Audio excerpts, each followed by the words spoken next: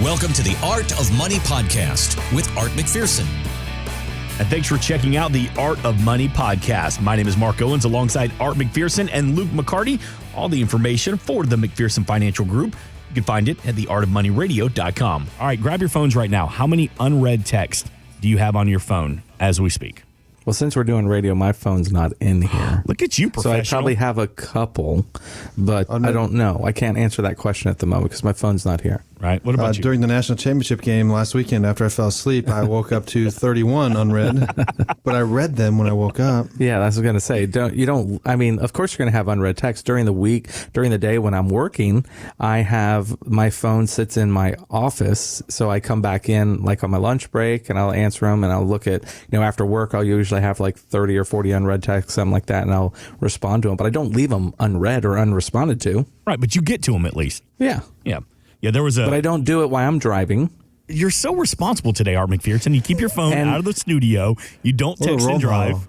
And I don't bring my phone in when I'm speaking with our clients because they deserve my full attention. I don't want to be looking at my phone. I think that's very rude.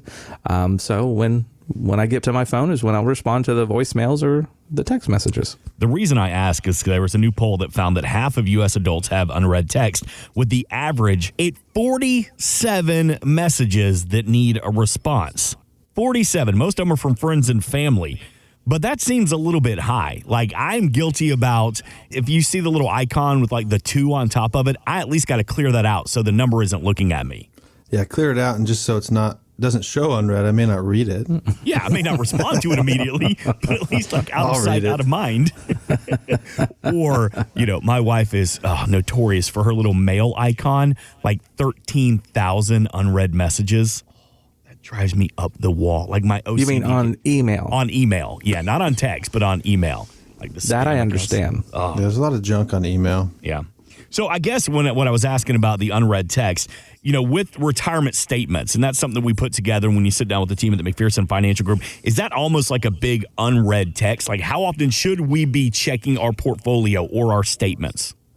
That's a good question. We have some clients who check it too often, but most of our clients do not check it enough. What's too often? Too often is I'd say, look at it 3 or 4 times during the day. Yeah. Obviously look at it, check it, but you're going to have some market volatility. We do things here to help reduce that, but you're still going to have it if you're in the market. So I think overlooking at your statements while you're in retirement is not what you want to do. It's not what I would want to do. So, but then you have those who never check it, and they need to be on top of it and make sure that wherever their money's invested, it's doing what it's supposed to be doing. Yeah, you want to at least hit the benchmarks. You want to make sure if the market's doing well, you're also doing well, because you can either make a great amount of interest or lose some interest by just not being attentive to it. But kind of as an example, I had a client come in for the first time, and she was a family member of a really good client of ours, and she was in here, and so she's in her mid-30s, and she was getting an account that was very conservative, and I told her, don't worry about this account. It'll fluctuate some, so you can put it in. You may see it actually drop in value short term because we're in bonds and things like that. When interest rate shifts and change, you may see it dive down a little bit, but it'll get you about 4 or 5, maybe 6% interest for the year. And when she came in for her first review, it had been like 3 weeks. She's like, I watch this every day. I was down like $400 and I was down like $300. And I go, but where are you right now? Oh, it's up $1,200. I go, okay, well, you might be watching a little too much. Just make sure it's doing what we talked about it doing. So that's what I mean by too much. 772-281-5223. Let's find that sweet spot when it comes to checking your portfolio and make sure you're on the right plan. And something we've talked about before, Art McPherson, when you do investment plans for your clients, you kind of mentioned it there a little bit, you have specific models that you use to help with the market volatility. Tell me a little bit more about that.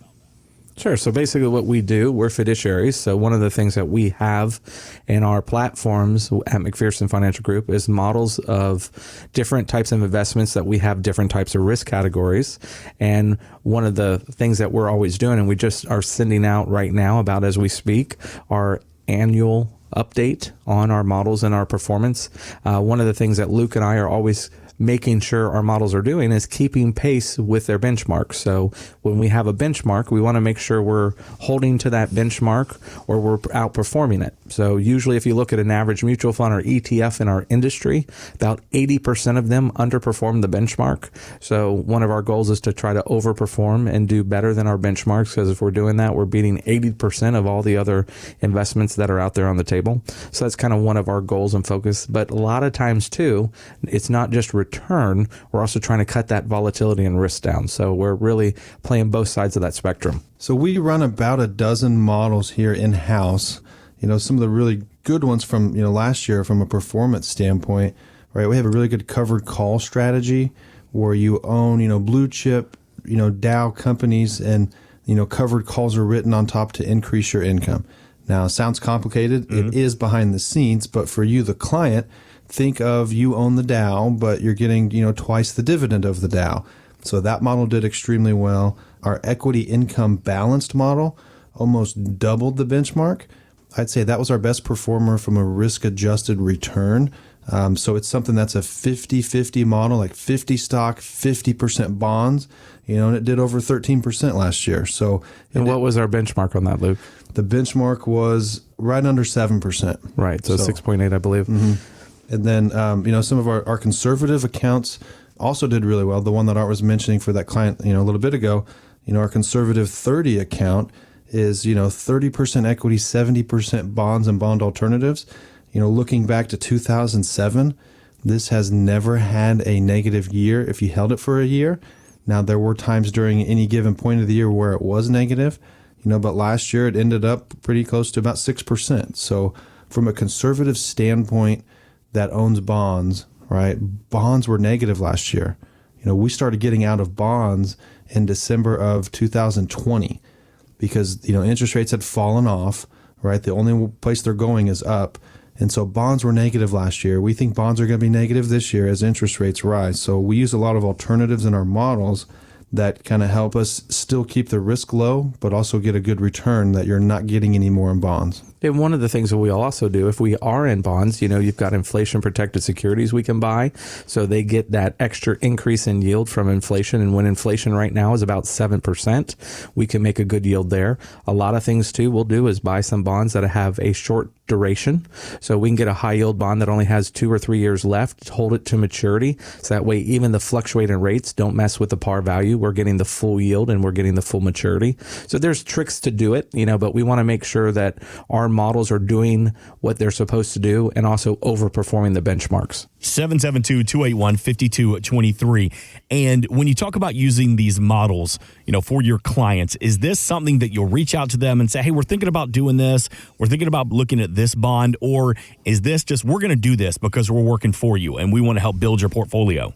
Depends on the account. Some of the accounts will make internal moves for the clients automatically. Mm-hmm. Luke and I are meeting weekly on that. We're doing weekly reviews and weekly changes to the models if needed. We always kind of have a what's hot list, what's not list. The type of securities that we have in the investments themselves.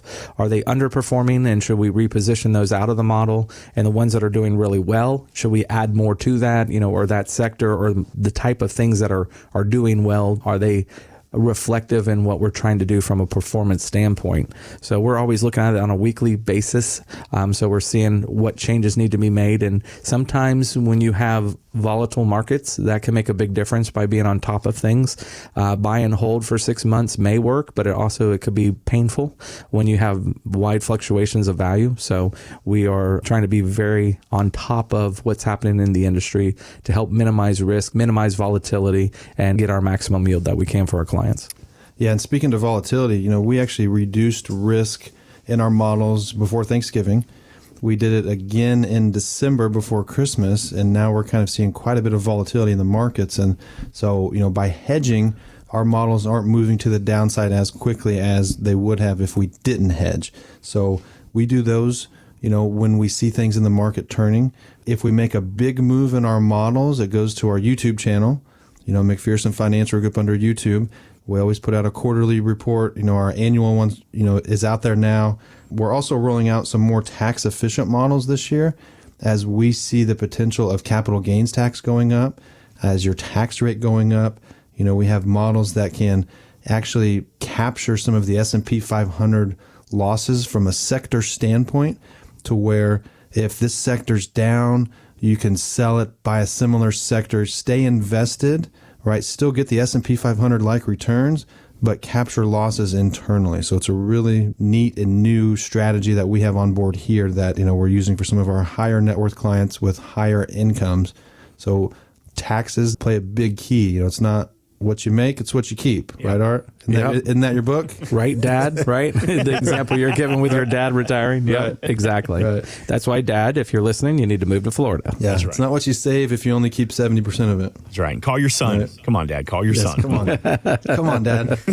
Luke, real quick, where can we find you on YouTube? So youtube.com, and just search for McPherson Financial Group. If you subscribe to our channel, you'll get updates when we put them out there, but expect an update at a minimum on quarterly basis. We've been doing monthly, and if we make any big changes to our models, that'll be a quick video. And we're talking, 5 to 10 minute videos. And then there's, a lot of celebrity interviews up there. Our podcast is actually on there as well. That hits weekly.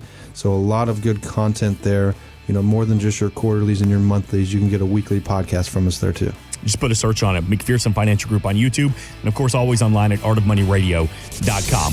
Thanks for listening. Want more from Art McPherson of McPherson Financial Group? Find us online at artofmoneyradio.com. We are an independent financial services firm helping individuals create retirement strategies using a variety of financial and insurance products to custom suit their needs and objectives. Securities offered through World Equity Group, Inc., member FINRA and SIPC, a registered investment advisor. Investment advisory services offered through ProStatus Group, LLC. McPherson Financial Group and ProStatus Group, LLC are separate entities and are not owned or controlled by World Equity Group, Inc. Exposure to ideas and financial vehicles discussed should not be considered investment advice or recommendation to buy or sell any financial vehicle. Past performance is not a guarantee of future results. Investments can fluctuate and when redeemed may be worth more or less than when originally invested. Investment financial professionals are not licensed in all 50 states. Art McPherson is not affiliated with nor endorsed by the Social Security Administration or any other government agency and does not provide legal or tax advice. Please consult with your attorney, accountant, and or tax advisor for advice concerning your particular circumstances. Annuity guarantees rely solely on the financial strength and claims paying ability of the issuing insurance company. By contacting us, you may be provided with information about insurance and annuity products offered through Arthur McPherson. Florida Insurance License number A174725. Today's show has been a work of art.